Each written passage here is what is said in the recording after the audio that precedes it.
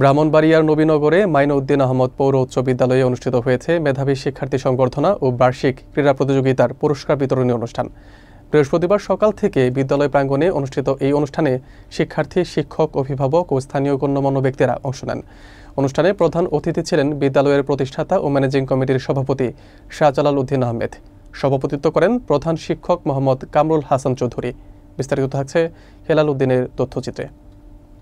ব্রাহ্মণবাড়িয়ার নবীনগর উপজেলার আলমনগর এলাকায় মাইনউদ্দিন আহমদ পৌর উচ্চ বিদ্যালয়ে অনুষ্ঠিত হয়েছে মেধাবী শিক্ষার্থী সংবর্ধনা ও বার্ষিক ক্রীড়া প্রতিযোগিতার পুরস্কার বিতরণী অনুষ্ঠান।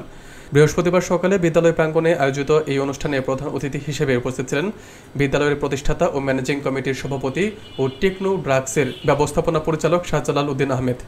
তিনি বলেন, শিক্ষার পাশাপাশি ক্রীড়া ও সাংস্কৃতিক কর্মকাণ্ড শিক্ষার্থীদের মনন বিকাশে বড় ভূমিকা রাখে এবং শিক্ষার্থীদের এগিয়ে যেতে অনুপ্রেরণা যোগায়।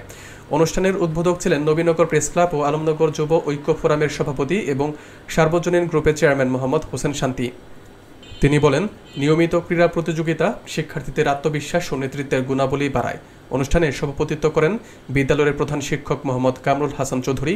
বিশেষ অতিথি হিসেবে উপস্থিত ছিলেন বীর মুক্তিযোদ্ধা মমিনুল হক সহ স্থানীয় সমাজসেবক ও ব্যবসায়ী নেতৃবৃন্দ। শেষে বিভিন্ন প্রতিযোগিতায় বিজয়ীদের হাতে ট্রফি, সনদ ও পুরস্কার তুলে দেওয়া হয়।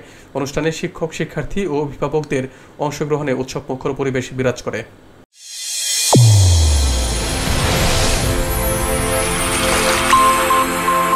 চ্যানেল A1 হৃদয়ের স্পন্দন।